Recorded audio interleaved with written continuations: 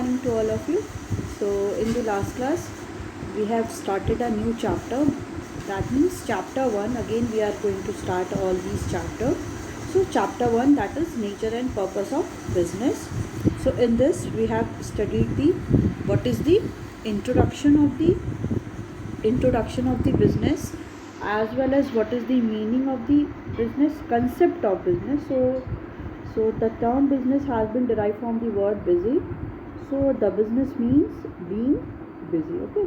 So there are two types of activities. First one is economic activities and second one is non-economic activities. Okay.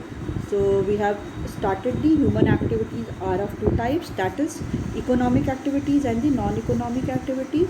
So the activities which is done for the economic benefits. Okay, so like a teacher teaching in a school, a doctor practicing in a hospital, any person, any employees working in an office, it is called they doing any kind of activities for their economic benefit. And non-economic activities are basically deal with they do not produce any kind of direct economic benefit. They are basically for the self-satisfaction, like cooking, playing, going to the temple, going to the school, etc. Okay, so we have studied the economic activities. So types of economic activities are there. It is three types, that is business, profession and the employment. So business means it is those economic activities which are connected with the production, purchase, sale or the distribution of the goods and services, with the main objective is to earning more and more profit. Okay, so main motive इसमें क्या होता है कि कोई भी production करते हैं goods services का, परचेज करना, उनको सेल करना and then distribute to those goods to the directly to the wholesaler और the retailer, basically for the earning profit. की मेन ऑब्जेक्टिव क्या होता है कि हम ज़्यादा से ज़्यादा प्रॉफिट को अर्न कर सकें। Like these all are the examples, like fishing, mining, farming, manufacturing, wholesales etcetera. Okay, now the next one is profession. So what is profession? Profession refers to the activities which require special knowledge and skill applied by an individual in his work to earn a living. ठीक है, profession क्या होता है? Activity होती है which requires special knowledge, कि इसमें क्या है, special knowledge की requirement होती है and skill, और कोई एक special knowledge होना चाहिए, कोई एक डिफरेंट क्या होना चाहिए, उसके पास ट्रेनिंग होनी चाहिए, स्किल होनी चाहिए टू बी अप्लाइड। वो क्या है, अप्लाइड बाय एन इंडिविजुअल। एक इंडिविजुअल क्या करेगा, उसको अप्लाई करेगा कोई भी नॉलेज और कोई स्किल को इन हिज वर्क, अपने वर्क में क्या करेगा, वो उसके पास जो भी स्पेशल नॉलेज है, जो भी उसके पास स्किल है, वो उन सारे को अप्लाई करेगा इन हिज और हर वर्क, अपने वो वर्क में उसको अप्लाई करेगा टू अर्न अ लिविंग। ठीक है, वो एम्प्लॉय करने के बाद उसको क्या है, लिविंग के लिए उसको अर्न करेगा, मतलब अपनी उसको अगर क्या है क्वालिटी ऑफ लिविंग को as well as standard of living को इंक्रीज़ करना है, या अपने लिविंग के लिए बेसिकली कि जो वो बेसिक मिनिमम सब्सिस्टेंस लेवल है या बेसिक नेसेसिटीज़ गुड्स है, like food, shelter, cloth, education, health, तो वो सारी अपनी बेसिक नेसेसिटीज़ को फुलफ़िल कर सके। इसलिए जो भी उसके पास कोई स्पेशल नॉलेज होगा या कोई भी स्किल होगा, वो उनको क्या करेगा, अपने वर्क में अप्लाई करेगा। So these activities are subject to guidelines और code of conduct laid down by the professional bodies. देखिए, इस सारी एक्टिविटीज़ में क्या होता है, इन सारी एक्टिविटीज़ में क्या होता है, कुछ कोड ऑफ कंडक्ट होते हैं, कुछ रूल्स रेगुलेशंस होते हैं, कुछ उनके certain rules and regulation guidelines होती हैं which is lead down by the professional bodies. जो प्रोफेशनल बॉडीज़ होती हैं वो क्या करती हैं, कुछ अपने रूल्स एंड रेगुलेशंस को बनाती हैं, जो डिफरेंट जो भी प्रोफेशन में है कोई भी इंडिविजुअल, उसको क्या करना पड़ता है, उन सारे को फॉलो करना पड़ता है। The people who are engage in the professions are known as professionals. ठीक है, जो पीपल जो इंगेज है किसी भी प्रोफेशन में, जिनके पास कोई स्पेशल नॉलेज है या कोई वो क्या है, वो उनके पास स्पेशल नॉलेज है, कोई स्किल है, जो भी इंडिविजुअल उन सारे वर्क में इंगेज्ड होता है, प्रोफेशन में इंगेज होता है, उन्हें हम क्या बोलते हैं, प्रोफेशनल बोलते हैं। For example, lawyer are professionals engage in the legal profession govern by the bar counselling of India. ठीक है, लॉयर क्या होता है, एक प्रोफेशनल्स होते हैं engage in the legal profession. ठीक है, वो किस प्रोफेशन में, लीगल कि डिफरेंट, जो भी लॉयर क्या होता है, वकील क्या होते हैं, कोई भी लीगल जो भी प्रोफेशंस होता है, लीगली जो काम होता है वो उसमें ही इंगेज होते हैं। And it is governed bye the bar council of India, जो बार काउंसिल है उसके थ्रू ये गवर्न होता है। Doctors are professionals who are in the medical profession. ठीक है, डॉक्टर क्या होते हैं, प्रोफेशनल्स होते हैं जो कहाँ पे, मेडिकल प्रोफेशन में होते हैं। And they are governed by the medical council of India. ठीक है, वो क्या है कि वो मेडिकल काउंसिल ऑफ इंडिया में क्या होते हैं, वो गवर्नड होते हैं। ठीक है, तो क्या हो गया, एक लॉयर एक प्रोफेशन हो गया, टीचर भी एक प्रोफेशन हो गया। टीचर भी क्या होता है, टीचर भी एक प्रोफेशन ही होता है जो एक एजुकेशनल काउंसिल ऑफ इंडिया से क्या होते हैं, it is governed by the education council of India. And the जो डॉक्टर्स हो गए वो भी क्या होते हैं, मेडिकल प्रोफेशन से इंगेज होते हैं, जो it is governed by the medical council of India. Okay, so next one is employment. Okay, so economic activities are of three categories. First one is business, second one is profession, and third one is employment. Okay, so employment refers to an activity in which an individual works regularly for the another person and get remunerated in return. ठीक है, employment क्या होता है, एक activity होती है विच an individual works regularly, कोई एक इंडिविजुअल क्या होता है, वो रेगुलरली वर्क करता है फॉर अनदर पर्सन, किसी अनदर पर्सन के लिए, एंड गेट रिमनरेटेड इन रिटर्न, और उसको रिटर्न में क्या मिलता है, कुछ रिमनरेटेड, मतलब उसको रिटर्न में क्या है, कुछ सैलरी मिलती है। ठीक है, एम्प्लॉयमेंट क्या हो गया, कोई एक एक्टिविटी हो गई विच एन इंडिविजुअल वर्क, कोई एक इंडिविजुअल वर्क करता है रेगुलरली, कोई भी इंडिविजुअल वर्क करता है रेगुलरली फॉर अनदर पर्सन, मतलब कोई भी कंपनी में जैसे काम करता है, वो क्या हो गया, किसी और अनदर पर्सन के लिए काम कर रहा है ना। ठीक है, वो क्या हो गया, अनदर पर्सन के लिए काम करता है एंड गेट रिमनरेटेड इन रिटर्न, कि उसको रिटर्न में क्या होता है, सैलरीज मिलती है। So those who are employed by others known as employees.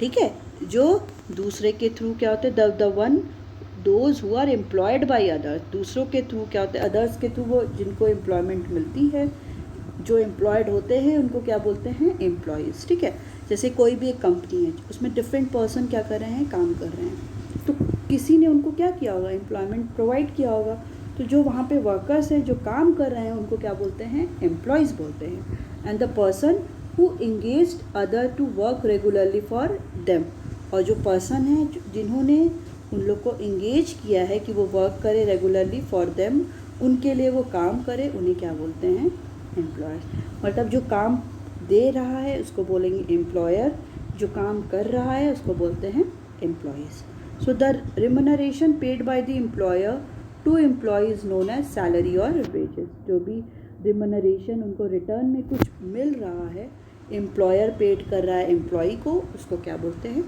It is called the salary और द वेजेस। उसको हम क्या बोलते हैं, सैलरी बोलते हैं या तो वेजेस बोलते हैं। Okay, so example of employment are working in office. ठीक है, कोई काम कर रहा है ऑफिस में, बैंक्स में कोई काम कर रहा है, इंश्योरेंस कंपनी में कोई काम कर रहा है, शॉप पे कोई काम कर रहा है, एज अ मैनेजर कोई काम कर रहा है, क्लर्क है, प्यून है, सेल्समैन है, ये सारे क्या है, एम्प्लॉयमेंट है।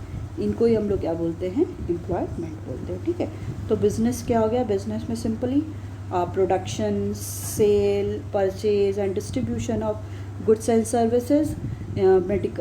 प्रोफेशन में क्या हो गया, there should be some special knowledge as well as skill to do any work, कि कोई भी काम करने में क्या है कि कुछ स्पेशल आपके पास क्या होनी चाहिए, कुछ आपके पास कुछ वर्क होना चाहिए, एज वेल एज आपके पास कुछ एक स्किल होनी चाहिए, एक स्पेशल नॉलेज होना चाहिए कोई भी काम करने को, उसको हम लोग बोलते हैं प्रोफेशन। एम्प्लॉयमेंट मतलब क्या होता है कि कोई भी एक, इट इज़ एन एक्टिविटी जिसमें क्या है, कोई इंडिविजुअल वर्क करता है रेगुलरली वो काम करता है फॉर दी अनदर पर्सन, किसी और पर्सन के लिए काम करता है, और in return they get remuneration, उनको रिटर्न में क्या है, कुछ रिम्यूनरेशन, कुछ रिटर्न और पेमेंट मिलता है। तो जो काम कर रहा है उसको क्या बोलते हैं, एम्प्लॉयज़, जो काम उनको प्रोवाइड किया है, जो उनको काम दिया है, एंगेज करवाया, उनको बोलते हैं एम्प्लॉयर। तो जो भी रेमुनरेशन पेड करता है एम्प्लॉयर एम्प्लॉय को, उसको बोलते हैं सैलरी और wages. Okay, so example of employment are working in offices, banks, insurance company, shops, as a manager, clerk, peon, salesman, etc. Okay, so next one is distinction between the business profession and employment. So distinction between the business profession and employment along with the basis of the distinction. Okay, so first one is commencement. So commencement means starting of the business, कि starting of anything, कि business कैसे start होता है, profession कैसे start होता है, and employment कैसे start होता है. So in the case of business may commence with the decision of the entrepreneur. Okay, business कैसे start हो सकता है कि अगर कोई entrepreneur है, whether entrepreneur means कि any businessman, कि वो क्या है, वो अपने डिसीज़न के, उसको किसी के डिसीज़न पे क्या है, डिपेंडेंट नहीं होना है. तो अगर बिजनेस में commence with the decision of the entrepreneur के डिसीज़न से क्या होगा, बिजनेस स्टार्ट हो सकता है. प्रोफेशन में commence on the completion of a degree course by getting a certificate of practice. ठीक है, प्रोफेशन कैसे स्टार्ट होगा कि कोई जो भी डिग्री हम जिस चीज़ की ले रहे हैं, जैसे डॉक्टर की ले रहे हैं, लॉयर की ले रहे हैं, टीचर की ले रहे हैं, तो जैसे ही उसकी डिग्री कोर्स कंप्लीट हो जाता है, उसके बाद क्या है, एक आपको सर्टिफिकेट मिल जाएगा कि जैसे आपको रिजल्ट मिला होगा 10th का, वैसे मिलेगा, सॉरी अभी मिला नहीं है, मिलेगा. तो जैसे ही 10th का रिज़ल्ट आपको मिलेगा, वैसे ही हर एक डिग्री का क्या है, कोर्स का आपको एक सर्टिफिकेट मिल जाएगा, जिसके थ्रू आप कोई भी प्रोफेशन में एंगेज हो सकते हो. जैसे अगर कोई डॉक्टर जिसने किया तो वो डॉक्टर बन सकता है, लॉयर है वो लॉयर बन सकता है अगर उसने डिग्री को कोर्स कर लिया, अगर टीचर है उसने डिग्री कोर्स कर लिया, तो क्या होगा कि वो भी टीचर भी किसी एक स्कूल में टीचिंग करने लगेगा. Employment commence on joining duty by entering into an service of agreement. ठीक है, एम्प्लॉयमेंट कैसे कमेंस होगा, it is commence by joining duty by entering into a service agreement. ठीक है, वो कैसे हो जाएगा कि कोई भी इंडिविजुअल क्या है, किसी भी एक सर्विस के एग्रीमेंट में आ जाएगा, किसी भी सर्विस में. जैसे कोई भी एम्प्लॉयमेंट के लिए कोई भी एक कोई भी अगर एम्प्लॉयमेंट में आना है, तो उससे रिलेटेड कोई भी किससे रिलेटेड वो जॉब कर रहा है, किस कंपनी में काम कर रहा है, उस पर भी डिपेंड करता है कि उसका नेचर कैसा. अगर कोई ऐसी आईटी सेक्टर में काम कर रहा है, तो उसको कोई भी ऐसे डिग्री को वो चाहिए, जैसे उसको कोई भी बीटेक होना चाहिए. तो ये सब क्या है, ऐसे ही उसके लिए कोई भी एक सर्विस के एग्रीमेंट होना चाहिए. Next one is qualification. So no minimum qualification required before starting business. ठीक है, बिजनेस स्टार्ट करने के पहले कोई भी एक ऐसा सिंगल मिनिमम क्वालिफिकेशन क्या है, कोई भी नहीं चाहिए. Prescribed and professional qualification and training required. In the case of profession क्या है कि कोई भी एक प्रोफेशनल क्वालिफिकेशन और ट्रेनिंग की रिक्वायरमेंट होती है. ओके, हम ऐसा नहीं कह सकते कि बिना कोई प्रोफेशनल डिग्री के, बिना किसी क्वालिफिकेशन के, बिना किसी ट्रेनिंग के हम कोई भी प्रोफेशन ज्वाइन कर ले. So there should be a professional qualification and training required. कोई भी एक ट्रेनिंग की रिक्वायरमेंट होती है. एम्प्लॉयमेंट में qualification depends upon the nature of job. कि क्वालिफिकेशन किस पे डिपेंड करता है कि किस टाइप का नेचर जॉब का नेचर है, कि कैसा जॉब है. कि कोई अब जैसे कोई प्यून है, उसको क्या है कि कोई भी 10th पास हो, 12th पास हो, वो बन सकता है. अब कोई बैंक में है, तो उसको क्या है कि जो भी बैंक के एग्ज़ाम होते हैं उसको क्वालिफाई करना पड़ेगा. कोई आईटी सेक्टर में जाना चाहता है, आईटी सेक्टर में है, तो उसको इंजीनियर होना. तो ये डिपेंड करता है कि नेचर ऑफ जॉब, कि कौन से वो जॉब को फेवर कर रहा है, किस जॉब में वो जाना चाह रहा है. Okay, next one is investment. So capital requirement depends on the scale of business.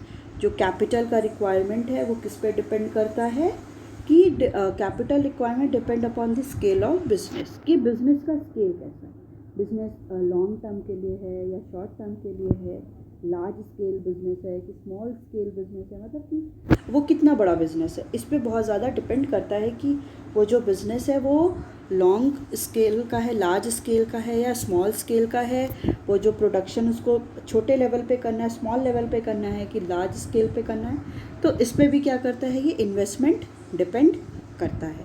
In the case of that is profession, so limited capital investment is required. इसमें क्या है कि कोई लिमिटेड कैपिटल ही रिक्वायरमेंट होती है किसकी, इन्वेस्टमेंट करने के लिए कोई भी पैसे की जो रिक्वायरमेंट है, आप कितना इन्वेस्ट करोगे, तो लिमिटेड ही कैपिटल उसमें चाहिए, बहुत ज़्यादा नहीं चाहिए। And in this no capital investment is required, कि हमको कहीं इन्वेस्ट नहीं करना है, हमने कोई जॉब कर ली, अब हमें को क्या करना है, किसी कंपनी में जाके काम करना है। तो इन दिस केस कोई भी ऐसा डिफरेंट इन्वेस्टमेंट रिक्वायरमेंट नहीं होता है, किसके केस में, आपके एम्प्लॉयमेंट के। Next one is risk. In business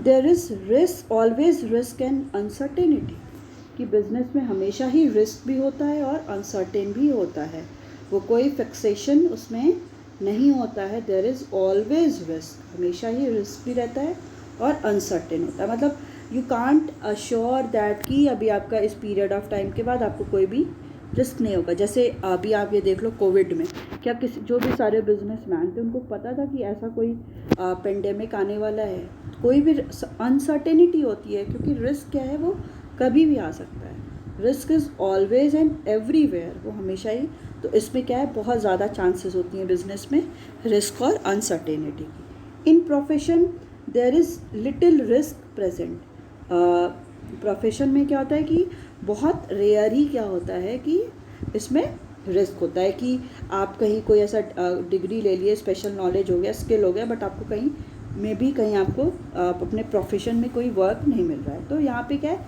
बहुत लिटिल ही रिस्क होता है, बहुत ज़्यादा बिजनेस की तरह उतना रिस्क नहीं होता है। In the case of employment there is no risk involve, employment में कोई भी ऐसा रिस्क इन्वॉल्व नहीं होता है। Next one is transfer of interest.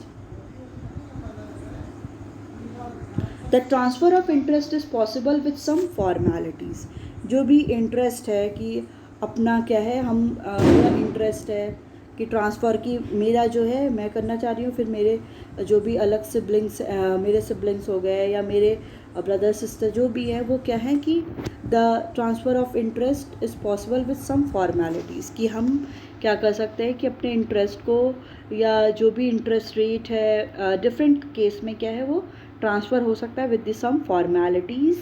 Transfer of interest is not possible, ठीक है। और इसमें क्या है, ट्रांसफ़र ऑफ इंटरेस्ट, अब जो मेरा स्किल नॉलेज है वो मैं किसी और में तो ट्रांसफ़र नहीं कर सकती हूँ ना, कि मैंने अपने ब्रदर में दे दिया कि तुम्हारे पास भी यही मेडिकल वाली डिग्री आ गई, ऐसा तो इम्पॉसिबल है, तो इसमें पॉसिबल नहीं है। Not possible to transfer the service contract, अब सर्विस का जो कॉन्ट्रैक्ट है मुझे 3 साल का मिला है, अब क्या मैं अब किसी भी अदर पर्सन को इसको ट्रांसफ़र नहीं कर सकती हूँ, बट बिजनेस में क्या है कि ये क्या होता है, पैरेंटल होता रहता है। Main objective is, the main objective of business is to earn profit. Business का मेन ऑब्जेक्टिव क्या है कि हमें पता है कि वो प्रोडक्शन कर रहा है, परचेज कर रहा है, सेल कर रहा है, डिस्ट्रीब्यूशन कर रहा है गुड्स एंड सर्विसेज का, with the main objective is to earn more and more profit, कि वो प्रॉफिट को ही अर्न करना चाह रहा है।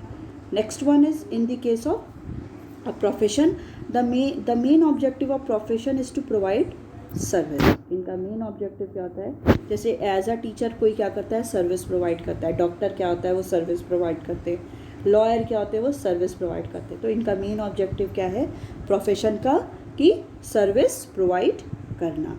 Okay, so the main in the case of employment, the main objective of employment is to earn income in the form of salary by satisfying the employer। इनका main objective क्या होता है employment का, to earn income, income को earn करना, salary earn करना, in the form of salary, salary के form में वो इनकम को क्या करते हैं, अर्न करते हैं, बाय सेटिस्फाइंग द एम्प्लॉयर, जिनके अंडर वो काम कर रहे हैं उनको सेटिस्फाई करके वो क्या करते हैं, अपनी सैलरी और इनकम को क्या करते हैं, अर्न करते हैं। Okay, so the next one is code of conduct.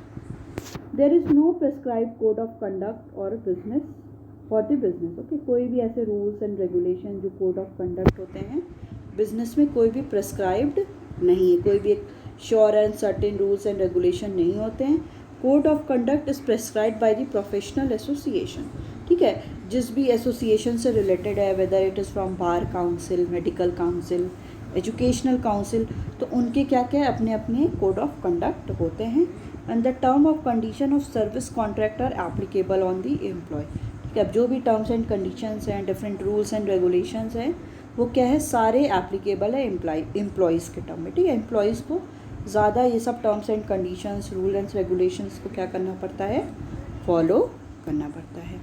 Next one is nature of work involve, कि किस टाइप के वर्क इसमें इन्वॉल्व होते हैं, कि वर्क जो भी वर्क इन्वॉल्व है उनका नेचर कैसा है. So it involves production, purchase, sale, exchange of goods and services, ठीक है. इनमें क्या होता है कि गुड्स का हम लोग प्रोडक्शन करते हैं, परचेज़ करते हैं गुड्स एंड सर्विसेज का, सेल करते हैं गुड्स एंड सर्विसेज को, एक्सचेंज करते हैं goods and services, as well as distribution of goods and services, goods का डिस्ट्रीब्यूशन करते हैं. In the case of profession it involves rendering the personalized service of the specialized nature. इसमें क्या होता है कि जो भी पर्सन की अपनी सर्विस होती है उसको वो रेंडर करता है, मीन्स उसको वो प्रोवाइड करता है. ओके, तो simply in the case of business क्या करते हैं, गुड्स का production, purchase, sale, exchange of goods and services. और प्रोफेशन में जिसके पास कोई भी अपनी पर्सनलाइज सर्विस है, पर्सनल सर्विस है, वो क्या करता है, उसको रेंडर करता है, प्रोवाइड करता है. In the case of employment it involves performing by the work as assigned by the employer. जो भी एम्प्लॉयमेंट में क्या होता है कि कोई भी वर्क को क्या करना पड़ता है, परफॉर्म करना पड़ता है, फुलफ़िल करना पड़ता है, जो भी असाइंड हुआ बाय द एम्प्लॉयर. जो भी एम्प्लॉयड वर्क असाइन किया है, डिफरेंट वर्क्स की, आज आपको ये काम करना है, आज आपको ये काम करना है, तो वो सारे वर्क क्या करता है, कोई भी एम्प्लॉई करता है. Next one is reward. So in the case of reward, reward means क्या उनको, अगर वो काम करेंगे तो उनको इन रिटर्न क्या मिलेगा. So reward for business is called profit, कि अगर बिज़नेस अच्छा हो गया, बिज़नेस प्रॉपरली चल गया, तो बिज़नेस का रिवॉर्ड क्या होगा कि प्रॉफिट बहुत ज़्यादा होगा. इन the case of employment, in the case of profession, reward for profession is called fees. जैसे बोलते हैं ना कि डॉक्टर की फ़ीस बहुत ज़्यादा है, लॉयर की फ़ीस बहुत ज़्यादा है, तो reward for profession is called fees, ठीक है. उनको क्या मिलता है, फीस मिलता है. Reward for employment is called salary और वेजेस. उनको क्या मिलता है, सैलरी और वेज मिलता है employment. So it is the basic difference between the business, profession and employment. Okay, now the next one is non economic activity. Okay, so let's start non-economic activity. So the activities which are undertaken by an individual with a motive of the getting psychological satisfaction are known as non-economic activities. ठीक है, वो सारी activity जो कोई एक individual करता है इस मोटिव के साथ कि उसको साइकोलॉजिकल सेटिस्फेक्शन मिले, मीन्स मेंटली सेटिस्फेक्शन मिले.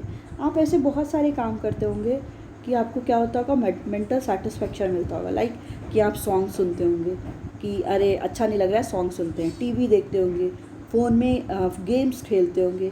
किसी को अच्छा लगता है तो वो बाहर पार्क में जाता है, साइकिलिंग करता है, या कोई राइडिंग करता है, एज वेल एज कोई मूवी देखने जाता है, तो टेम्पल कोई जा रहा है. तो ये सारे क्या है, जो ये सारे activities which is done by the individual for their psychological satisfaction, means बोलते ना कि मन नहीं लग रहा है, तो ये क्या है, सब ये साइकोलॉजिकल है. मतलब हम मेंटली हमको जो चीज़ सेटिस्फेक्शन देती है उनको हम क्या बोलते हैं कि non economic activities. Like going to temple, कोई क्या है टेम्पल में जा रहा है. लाइक चैरिटी होती है ना डिफरेंट, तो उसमें कोई चैरिटी में क्या कर रहा है, डिफरेंट फंड को प्रोवाइड कर रहा है.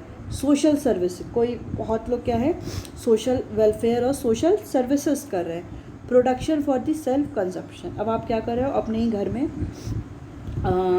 में आप क्या कर रहे हो, प्लांटिंग कर रहे हो या वेजिटेबल्स लगा रहे हो. ठीक है, तो वो सेल्फ कंजप्शन के लिए आप कोरिएंडर लगा रहे हो, या कोई भी डिफरेंट वेजीज जो होती है वो अपने घर में ही लगाते हैं. हम लोग डिफरेंट फ्लावर्स को लगाते हैं कि पूजा करने के लिए. तो ये सब क्या है, कोई भी प्रोडक्शन करना, but it is for the self consumption. अगर वही प्रोडक्शन मैं क्या कर रही हूँ, अपने ब्रॉड लेवल पे कर रही हूँ, मतलब डिफरेंट क्या है, लैंड पे कर रही हूँ, वीट को प्रोड्यूस कर रही हूँ, एज वेल एज मैं फ्रूट्स वेजिटेबल्स को प्रोड्यूस कर रही हूँ, और उनको प्रोड्यूस करने के बाद उनको मार्केट में सोल्ड आउट कर रही हूँ। तो ये क्या हो गया, इकोनॉमिक एक्टिविटी हो गया, क्योंकि इन रिटर्न मुझे पैसा मिल रहा है। बट इसमें क्या है कि हम जो भी काम कर रहे हैं, it is only for the self consumption, हम अपने कंजप्शन और अपने सेटिस्फेक्शन के लिए वो जो काम करते हैं। All activities are called the non economic activity. I think अभी इतने एग्जाम्पल के बाद आपको समझ में आ गया होगा। The end result of an economic non economic activities is not earning profit. ठीक है, उसका जो रिज़ल्ट होता है अल्टीमेटली, अब आप सॉन्ग सुनते हो तो उसका ये थोड़े कि आपको रिटर्न में कुछ पैसा मिलता है, या आप कुछ टीवी देख रहे हो या आप गेम खेल रहे हो, पबजी खेलते हैं बच्चे, वो पबजी खेलने से क्या उनको ऐसा तो है कि पैसा मिलता है? It's for only for the psychological satisfaction. तो जो भी रिजल्ट होगा उन नॉन इकोनॉमिक एक्टिविटीज़ का, वो क्या है, इज़ नॉट अर्निंग प्रॉफिट, उससे प्रॉफिट अर्न नहीं हो रहा है। और क्रिएशन ऑफ वेल्थ, कोई भी वेल्थ, कोई भी मनी क्रिएट नहीं हो रही है, but it gives satisfaction. But आपको क्या है कि आप कहते हो अरे अच्छा लगता है, मतलब सेटिस्फेक्शन मिलता है, इसीलिए वो सारी एक्टिविटीज़ हम करते हैं। Okay, so it is all about your non economic activities, whether whether an activities is economic or non-economic, it depends on the motive with which it is performed. Okay, कि कोई भी एक्टिविटी वो economic है कि कोई भी activity वो non economic है, ये किस पे डिपेंड करता है कि किस मोटिव से हम वो काम कर रहे हैं, कि वो एक्टिविटी परफॉर्म करने के पीछे हमारा क्या मोटिव था। ठीक है, हम कोई भी काम कर रहे हैं तो किसी तो मोटिव के साथ काम कर रहे होंगे, तो वो काम करने के पीछे हमारा क्या मोटिव था। So the same activity can be economic if it result in earning money. अगर कोई भी एक्टिविटी इकोनॉमिक तभी होगी जब उसके रिजल्ट में हम क्या कर रहे हैं, और प्रॉफिट को अर्न कर रहे हैं। And can be non economic if N economic activity can be non economic if and result is not monetary gain. और वो एक एक्टिविटी नॉन इकोनॉमिक होगी जब रिजल्ट एंड में हम कोई भी मॉनिटरी गेन, मतलब इनकम या मनी से रिलेटेड कोई भी गेन नहीं कर रहे हैं। ठीक है, उससे रिलेटेड कोई गेन नहीं हो रहा है, मतलब वो सारी एक्टिविटी नॉन इकोनॉमिक होगी। For example, when a teacher is teaching in a school, it is his or when teacher is teaching in a school, it is an economic activity। ठीक है, कोई भी टीचर क्या करी है, स्कूल में teach करी है। फॉर एग्जाम्पल मैं क्या हूँ, टीच कर रही हूँ स्कूल में, it is an economic activity. वो क्या होगी, वो इकोनॉमिक एक्टिविटी होगी, बिकॉज ही और she gets salary for teaching, क्योंकि उसको क्या है, वो उस वर्क को कर रही है तो उसको रिटर्न में क्या मिल रहा है, सैलरी, और सैलरी मिल रही है। ठीक है, कोई भी एक पर्टिकुलर टीचर है, क्या कोई डॉक्टर है, वो क्या कर रहा है, वो कहीं पे भी काम कर रहा है। मतलब एग्जांपल हम टीचर का ही ले लेते हैं यहाँ पे, कि टीचर क्या है, टीचिंग करिए स्कूल में, तो वो क्या है, उसको इकोनॉमिक एक्टिविटी होगी, क्योंकि इन रिटर्न ही और she get the salary for the teaching. वो टीच करिए तो उसको सैलरी मिल रही। But when the teacher is teaching his और हर सन, और कोई भी टीचर क्या है, वो क्या करिए, अपने सन को क्या करिए, टीच करिए, अपने डॉटर को क्या करिए, टीच करिए। ठीक है, घर पे। तो अब क्या वो अपने बेटे को कोई भी टीचर टीच करेगी तो क्या रिटर्न में वो उससे पैसा मांगेगी कि मैंने तुमको आज 1 घंटा पढ़ाया, मुझे 500 रुपया दो? ऐसा तो होगा नहीं। तो ये क्या है, ये सारी नॉन इकोनॉमिक एक्टिविटी होंगी, बिकॉज इन रिटर्न उसको कोई भी मॉनिटरी गेन नहीं हो रहा है। This is in non economic activity, as he और she will not get any monetary benefit. कोई भी उसको मॉनिटरी बेनिफिट नहीं मिल रहा है for the teacher, but the end result is satisfaction of teaching once own child. But उसको एक ये सेटिस्फेक्शन मिल रहा है कि आज उसने अपने चाइल्ड को क्या है, टीच किया। तो ये सेटिस्फेक्शन उसको मिलेगा कि नहीं? अगर उसने 1 घंटा 2 घंटा भी अपने बच्चे को पढ़ा लिया, देन ही और शी विल सेटिस्फाइड कि उसको क्या है, साइकोलॉजिकल सेटिस्फेक्शन मिला कि उसने अपने बच्चे को पढ़ाया। So in the same way, when a farmer is producing crop for selling in the market, it is called the economic activity। कोई भी फार्मर क्या कर रहा है, क्रॉप को प्रोड्यूस कर रहा है for selling in the market में सेल करने का। अभी जैसे मैंने एग्जांपल दिया कि मैं क्या कर रही हूँ, एक लैंड ले लूँ, उसमें प्रोडक्शन कर रही हूँ क्रॉप का, डिफरेंट वेजिटेबल्स का, फ्रूट्स का, तो वो क्या कर रही हूँ, उसको मैं मार्केट में सेल कर दे रही हूँ। तो this is the example of, बताइए, this is the example of economic activity. वही मैं क्या कर रही हूँ, अपने ही रूफ पे या अपने बाहर गार्डन पे क्या कर रही हूँ, थोड़ी वेजिटेबल्स को क्या कर दे रही हूँ, सो कर दे रही हूँ। फॉर एग्जांपल कोरिएंडर है, चिलीज़ है different, as well as different cabbage हो गया, ब्रिंजल्स हो गया, जो भी डिफरेंट वेजिटेबल्स हैं उनको मैं क्या कर रही हूँ, सो कर रही हूँ, कल्टिवेट कर रही हूँ फॉर सेल्फ सेटिस्फेक्शन, अपने ही के लिए, दूसरों उसको सोल्ड आउट नहीं करने का। तो वो क्या है, these all are the non economic activity. So farmer is producing the crop in the market, it is called the economic activity, but when he is cultivating crop for self consumption, वो खुद के consumption के लिए अगर वो क्या कर रहा है, कल्टीवेट कर रहा है, it is called the non economic activity. इससे क्या बोलते हैं, नॉन इकोनॉमिक एक्टिविटी बोलते हैं। Okay, so it's all about your today's class, we will continue it further in the next class. Okay, thank you.